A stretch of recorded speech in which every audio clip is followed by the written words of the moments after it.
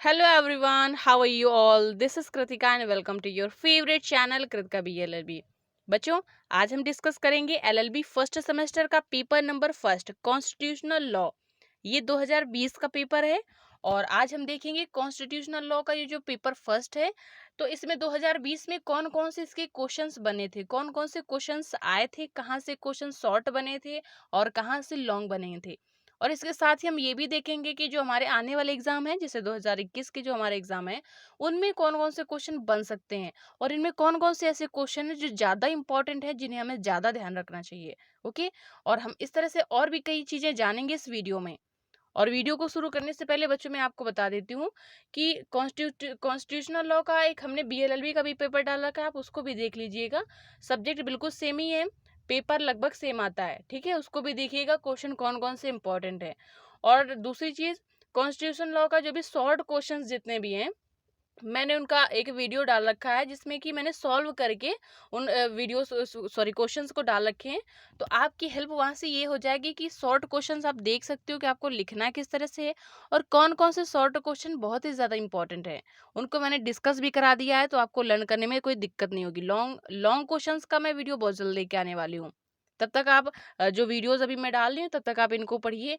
Okay. और जितने भी LLB फर्स्ट सेमेस्टर के पेपर है, मैं कोशिश करूंगी इन सबको मैं सॉल्व करके जल्दी से जल्दी अपलोड कर दूं, जैसे कि कॉन्ट्रैक्ट और बाकी सब्जेक्ट्स का मैंने किया है। ओके। तो बस आप लोग बने रहिएगा, वेट करिए, जैसे ये वीडियोस आते हैं आप लोग उनको रीड करिएगा और लर्न करिएगा। इनका मैं PDF डाल दूंगी टेलीग्राम में, वहाँ आपको मिल जाएगा। PDF के नोट्स भी बना सकते हो और लर्न भी कर सकते हो उनसे। ओके। तो आप चलिए शुरू करते हैं अपना वीडियो। तो यहाँ पे देख लेते हैं कि जो शॉर्ट क्वेश्चन है जो 4 मार्क्स के आते हैं, तो उसमें फर्स्ट क्वेश्चन क्या आया। आधारभूत ढांचे का सिद्धांत, जो कॉन्स्टिट्यूशन है हमारा, उसका आधारभूत ढांचा क्या है, उसका सिद्धांत लिखना है। ठीक है। तो यहाँ पर आप क्या कर सकते हो कि इसका ये बहुत ही इंपॉर्टेंट है। जैसे कि हमारे जो आधारभूत ढांचा है उसमें हमारी प्रियम्बल भी आ जाती है, जिसे बोलते हैं हम प्रस्तावना। और मूल अधिकार जो भाग 3 है ये भी आ जाते हैं, मौलिक कर्तव्य भी आ जाते हैं। और न्यायिक पुनर्विलोकन जो जुडिशियल रिव्यू है, ठीक है, ये भी आ जाता है इसमें। और भी इसमें काफ़ी कुछ चीज़ें हैं जो आधारभूत ढांचे में आ जाते हैं। तो इसका आंसर कैसे लिखेंगे वो हम जब पेपर सॉल्व करेंगे उसमें बताएंगे, ठीक है। अभी तो हम सिर्फ इसमें देखेंगे कौन कौन से क्वेश्चन इंपॉर्टेंट है और ज़्यादा अच्छे हैं जो रिपीट हो सकते हैं हमारे एग्जाम में। नेक्स्ट क्वेश्चन है हमारा संविधान की प्रस्तावना। बहुत ही अच्छा क्वेश्चन है। आपका याद रखना, फर्स्ट क्वेश्चन आपका शॉर्ट हो या लॉन्ग, संविधान से रिलेटेड जरूर आएगा। इसमें एक क्वेश्चन में पूछ सकता है कि संविधान की प्रकृति, उसकी नेचर बताइए, संविधान की विशेषताएं और संविधान की प्रस्तावना। ये 3 क्वेश्चन बहुत ही ज्यादा इंपॉर्टेंट है। इन तीनों को बहुत अच्छे से पढ़िएगा, शॉर्ट क्वेश्चन में ये हर बार इस तरह से क्वेश्चन बन जाते हैं, ठीक है। अब चलिए D नंबर में देखते हैं, क्षेत्रीय संबंध का सिद्धांत का वर्णन करिए। जो क्षेत्र का संबंध है, इसका सिद्धांत आपको बताना है। एक दो सिद्धांत और हैं, जैसे सार्वतत्व का सिद्धांत है और एक आपका है पृथक्करणिता का सिद्धांत। ये कुछ सिद्धांत है जो कि और इम्पोर्टेंट है। एक छद्म विधान का सिद्धांत है, ये छद्म विधान का सिद्धांत भी आप पढ़ लीजिएगा। ये सिद्धांत काफ़ी इंपॉर्टेंट है, मैं इनके भी वीडियोस डाल दूंगी। और हाँ, एक मैं इसका डाल चुकी हूँ ऑलरेडी, जो इंटरप्रिटेशन में ये सिद्धांत थे, मैंने इनको सॉल्व करके इनका PDF मैं टेलीग्राम में डाल चुकी हूँ। तो आप उस सिद्धांत को देख लीजिएगा, एक बार प्लेलिस्ट से चेक कर लिया करो, उसमें काफ़ी मैं इंपॉर्टेंट वीडियोस डालती रहती हूँ, तो आप उनको भी चेक कर लिया करो, ठीक है। इंटरप्रिटेशन की वो प्लेलिस्ट चेक कर लेना जाके, वहाँ इसके सारे सिद्धांत मिल जाएंगे कॉन्स्टिट्यूशनल लॉ के।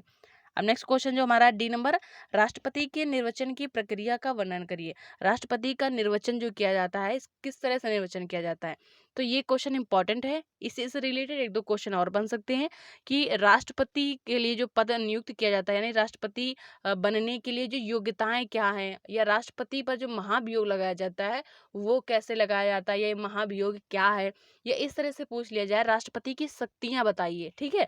तो इन चारों जो मैंने क्वेश्चन बताया शॉर्ट, इस तरह से भी क्वेश्चन बन सकता है और ये क्वेश्चन पूछे जाते हैं। आप प्रीवियस ईयर के पेपर देखिएगा, वहाँ पे मिलेंगे आपको। ये देखो, छद्म विधान का सिद्धांत इसमें आ भी गया कि छद्म विधान का सिद्धांत क्या है।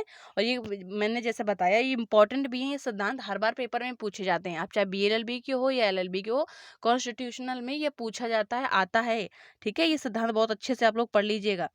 नेक्स्ट जो क्वेश्चन है, संसद सदस्यों के लिए संसद के जो सदस्य हैं उनके लिए अहिर्ताएं क्या है, उनके लिए योग्यताएं क्या है, ठीक है। तो क्वालिफिकेशंस क्या है, इसके लिए भी मैंने शॉर्ट क्वेश्चन का वीडियो डाला है, उसमें ये देखना जाए कि क्वेश्चन मिलेगा, उसमें क्या क्या योग्यताएं हैं, कैसे लिखना है, ये आंसर आपको वहां पे मिलेगा, ठीक है। ये भी इंपॉर्टेंट क्वेश्चन है।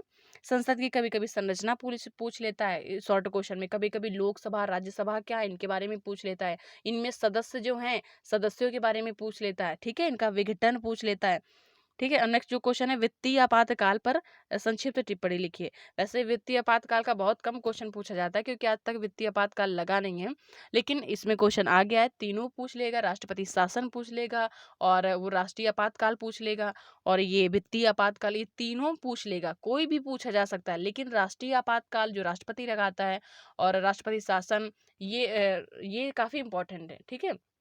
तो ये दो ज्यादा इंपॉर्टेंट है, वित्तीय आपातकाल इंपॉर्टेंट है लेकिन शॉर्ट में कभी कभी पूछ लिया जाता है, लॉन्ग में तो बहुत कम ही पूछा जाता है, वो दोनों इंपॉर्टेंट है। राष्ट्रपति शासन, ये भी इंपॉर्टेंट क्वेश्चन है। नेक्स्ट क्वेश्चन जो हमारा है, मंत्रिपरिषद का सामूहिक उत्तरदायित्व, अच्छा क्वेश्चन है। नेक्स्ट क्वेश्चन है हमारा, संसद में विधेयक पारित करने की प्रक्रिया क्या है, संसद में किस तरह से विधेयक पारित किया जाता है, ठीक है। और यहाँ से कुछ क्वेश्चन और आपके बन जाते हैं कि धन विधेयक क्या है, वित्त विधेयक क्या है, साधारण विधेयक क्या है, साधारण विधेयक और धन विधेयक में अंतर क्या है, वित्त विधेयक और धन विधेयक में क्या अंतर है, ठीक है। इस तरह से आपके क्वेश्चन बन जाते हैं, तो आप इनको भी पढ़ लीजिएगा। अब देखते हैं इसमें फर्स्ट जो क्वेश्चन दिया है, संविधान से आप क्या समझते हैं, लॉन्ग क्वेश्चन की बात कर रहे हैं हम, ठीक है। संविधान से आप क्या समझते हैं, भारत के संविधान की मुख्य विशेषताओं का वर्णन करिए। जैसा कि मैंने बताया था कि फर्स्ट यूनिट, या कह सकते हो कि फर्स्ट यूनिट में जो आपका दिया गया सिलेबस, उससे रिलेटेड आपका शॉर्ट और लॉन्ग में क्वेश्चन पूछे जाते हैं। तो फर्स्ट यूनिट आप बहुत ही अच्छे से पढ़िएगा, जिसमें संविधान क्या है, उसकी प्रस्तावना और उसकी विशेषता और प्रकृति, इन चीजों का बहुत ही ज्यादा अच्छे से पढ़िएगा। क्योंकि याद रखिएगा, मैंने कई वीडियोस में बताया है कि first impression is the last impression. Examiner पूरी कॉपी कभी नहीं चेक करता है, वो आपकी स्टार्टिंग की क्वेश्चन ही पढ़ता है, वो चाहे शॉर्ट हो या लॉन्ग क्वेश्चन हो, स्टार्टिंग का ही पढ़ता है। बाकी सब क्वेश्चंस में तो एक ओवरऑल ऐसे ऊपर ऊपर का देख लेता है, उसमें आपने हेडिंग्स कैसी दी है, हेडिंग्स को पढ़ लेता है, केसेस को पढ़ लेता है, जो उसमें आर्टिकल्स आप हाईलाइट करोगे वो पढ़ लेते हैं, पूरा क्वेश्चन नहीं पढ़ते हैं।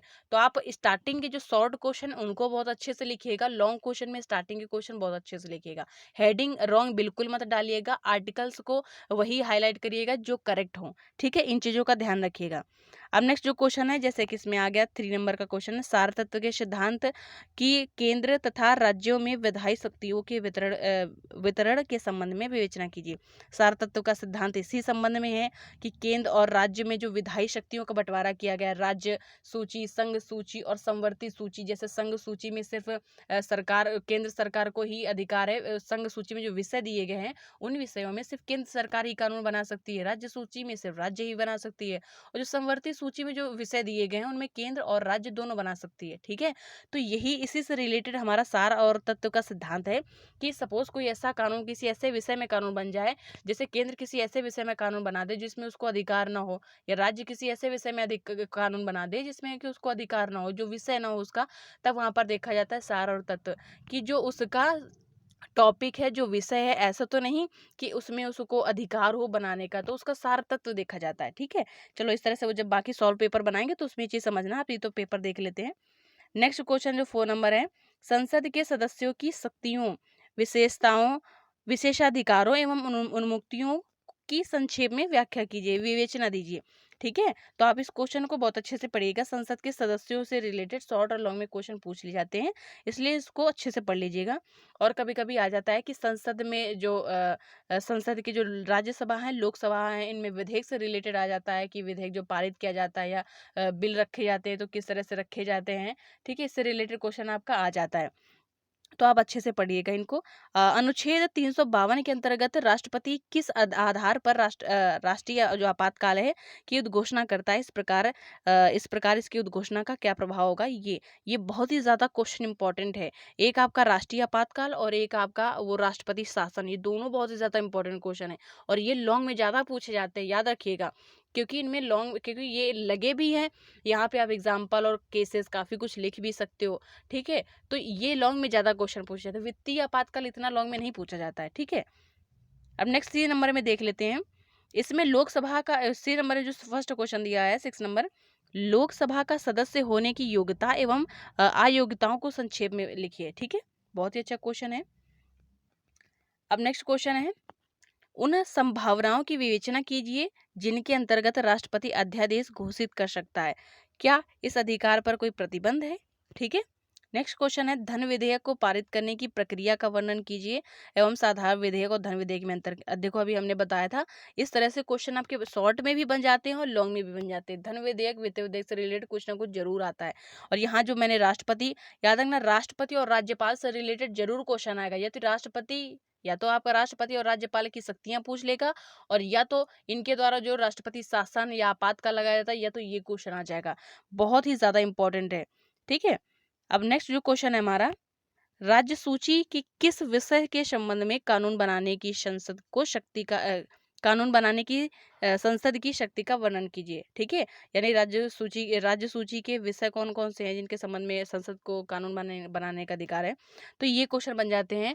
और कभी कभी पूछ लेता है राज्य और केंद्र के बीच में जो विधायी संबंध है उनको बताइए। ये क्वेश्चन आपका बन जाता है क्वेश्चन। ठीक है, तो इतने क्वेश्चन हम लोगों ने देख लिए इंपॉर्टेंट क्वेश्चन। अब देख लेते हैं कि 2000 जो हमारा 2021 है, इसमें कौन कौन से लॉन्ग क्वेश्चन बन सकते हैं। आपका जितने इसमें पेपर दिए गए, जितने क्वेश्चन लॉन्ग इसमें दिए गए, आप इनको तो पहले बहुत अच्छे से पढ़ लीजिएगा, क्योंकि याद है कि आपका 50% जो क्वेश्चन है वो रिपीट हो जाता है। और कुछ क्वेश्चन ऐसे होते हैं जो चेंज हो जाते हैं, कुछ क्वेश्चन रिपीट हो जाते हैं, इसलिए इस पेपर को बहुत अच्छे से सॉल्व कर लीजिएगा। इसके अलावा भी कुछ क्वेश्चन पढ़ लीजिएगा, जैसे इसमें लॉन्ग क्वेश्चन में राष्ट्रपति की शक्तियां पढ़ लेंगे, राष्ट्रपति की नियुक्ति कैसे की जाती है, राज्यपाल की शक्तियां क्या हैं, इनकी नियुक्ति। अभी इसमें न्यायाधीश से रिलेटेड कुछ भी नहीं पूछा गया है। अब आपका क्वेश्चन आ सकता है लॉन्ग में, इस तरह से आ सकता है कि उच्च न्यायालय जो है या उच्चतम न्यायालय है, इनकी न्यायाधीश की नियुक्ति कैसे की जाती है, या न्यायाधीश की योग्यताएं क्या हैं। ठीक है, न्यायाधीश के, और न्यायाधीश पर महाभियोग, न्यायाधीश को हटाने, ये बहुत क्वेश्चन आता है कि एक मुख्य न्यायाधीश या न्यायाधीश को पद से हटाने की प्रक्रिया क्या है, किस तरह से हटाया जा सकता है।